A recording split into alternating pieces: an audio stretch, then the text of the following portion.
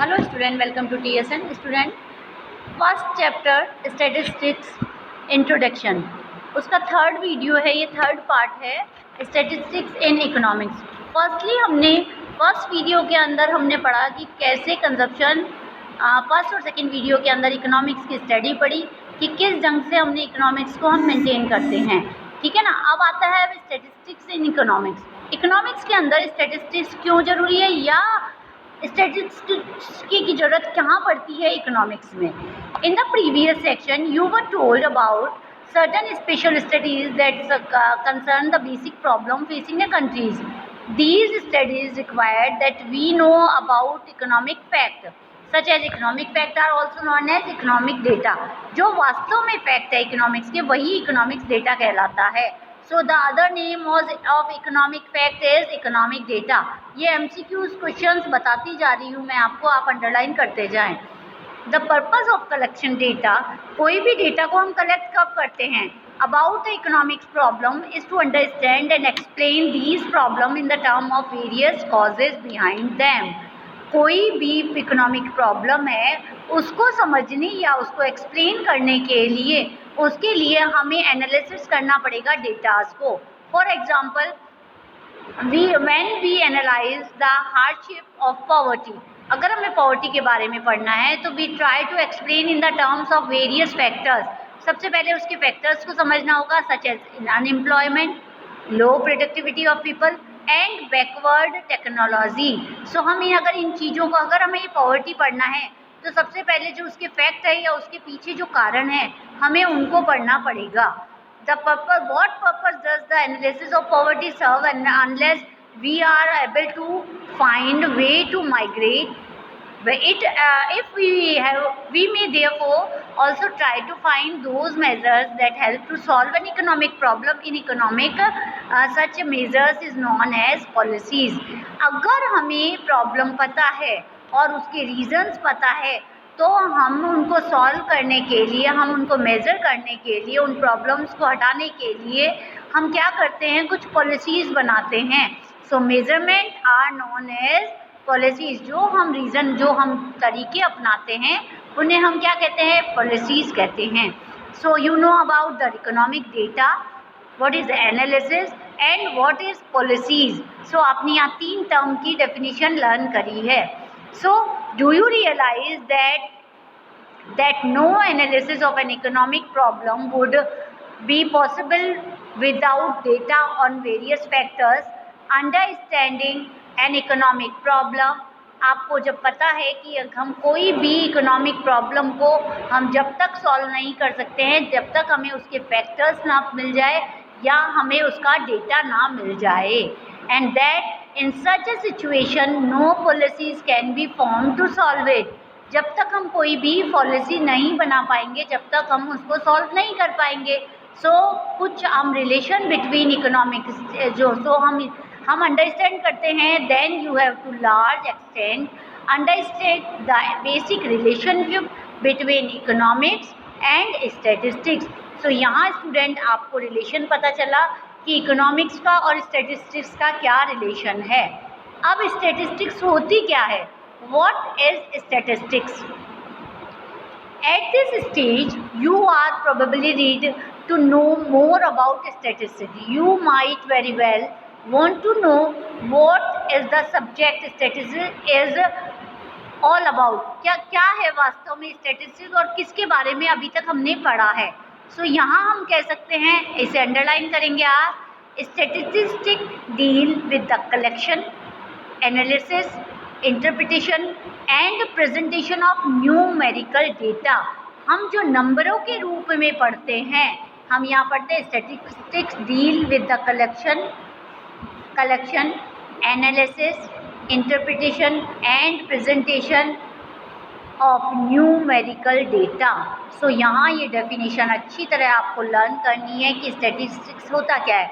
वास्तव में जो डेटा होता है उनको कलेक्शन करना, उनको एनालिसिस करना, उनको इंटरप्रिटेशन करना एंड उनको प्रेजेंटेशन करना, ये सारा न्यूमेरिकल डेटास का ये क्या कहलाता है, ये सारा क्या कहलाता है, ये स्टैटिस्टिक्स कहलाता है। सच एज अकाउंटिंग, अब इसके अंदर क्या क्या आता है, it is a branch of mathematics, ये एक ब्रांच है मैथमेटिक्स की। Wait student,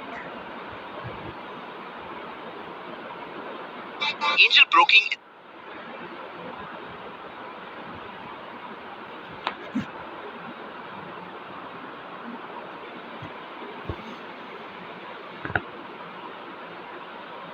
wait student part आ जाए फिर।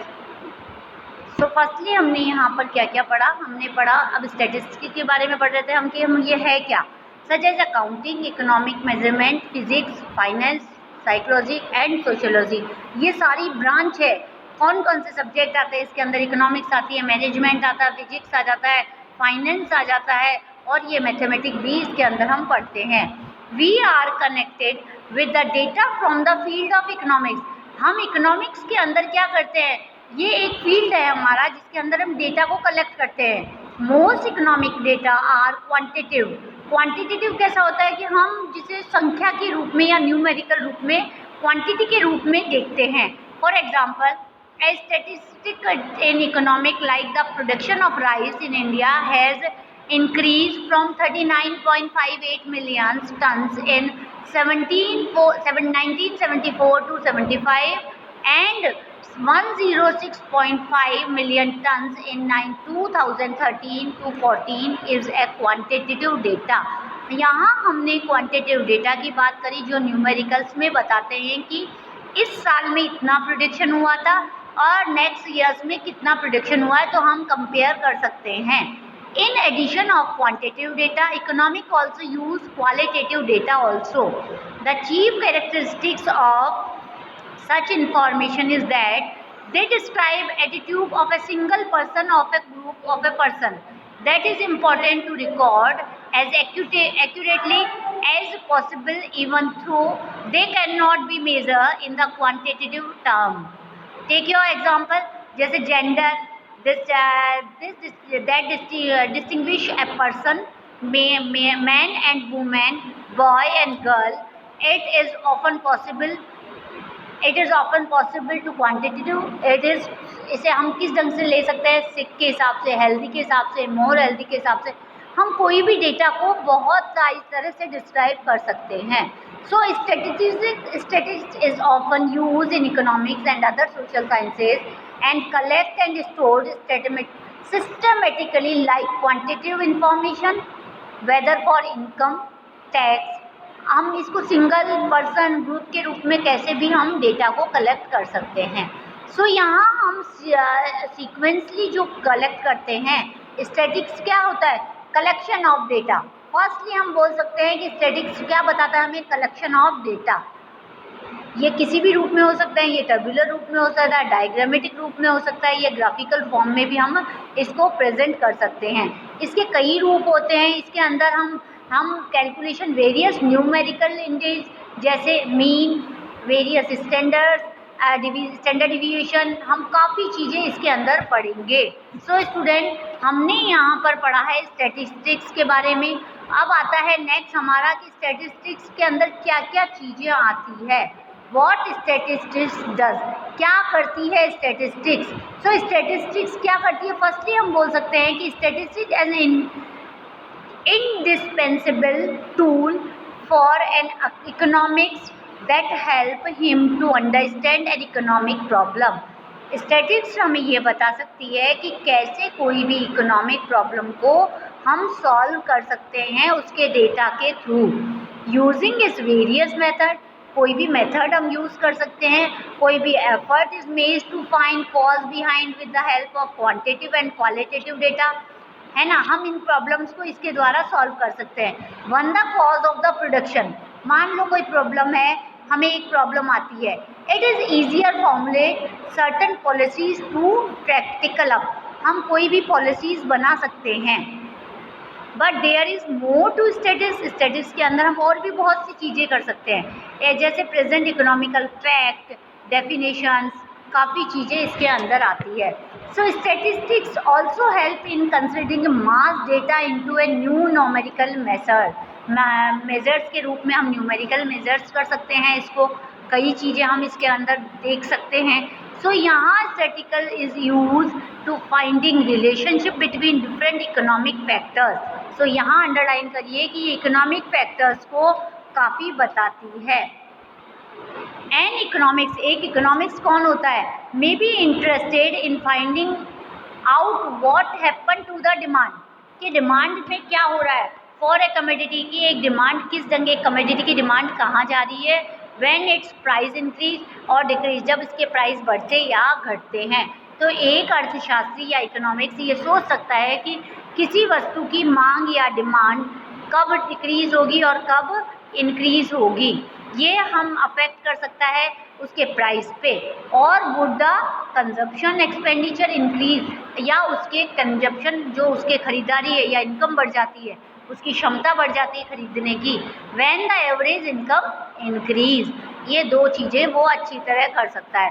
सो जनरली प्राइस लेवल अगर बढ़ता है तो गवर्नमेंट एक्सपेंडिचर भी इंक्रीज हो जाता है। सो कुछ क्वेश्चंस यहाँ आते हैं हमारे। So economics can do this only by using statical technique. So economics इसे सॉल्व कर सकती है किसके द्वारा, इकोनॉमिक टूल्स के द्वारा। अब हमने कब कुछ प्लान्स और पॉलिसीज़ बनाई जाती है हमारी यहाँ पे, जैसे हम यहाँ पर चैप्टर इसके अंदर आप प्लानिंग पढ़ेंगे, उसके अंदर काफ़ी कुछ है। सो यहाँ कंक्लूज़न ये निकलता है इस चीज़ से कि statically to analyse serious economic problem such as rising price, कौन कौन सी प्रॉब्लम्स होती है ये पूछा जा सकता है, rising price, growth production, unemployment, poverty, ये सारी प्रॉब्लम्स को कौन सॉल्व करता है, ये सारी सॉल्व होती है स्टैटिक्स के द्वारा। सो यहाँ हम स्टूडेंट ये हमारा पार्ट कंप्लीट हुआ है स्टैटिस्टिक्स का।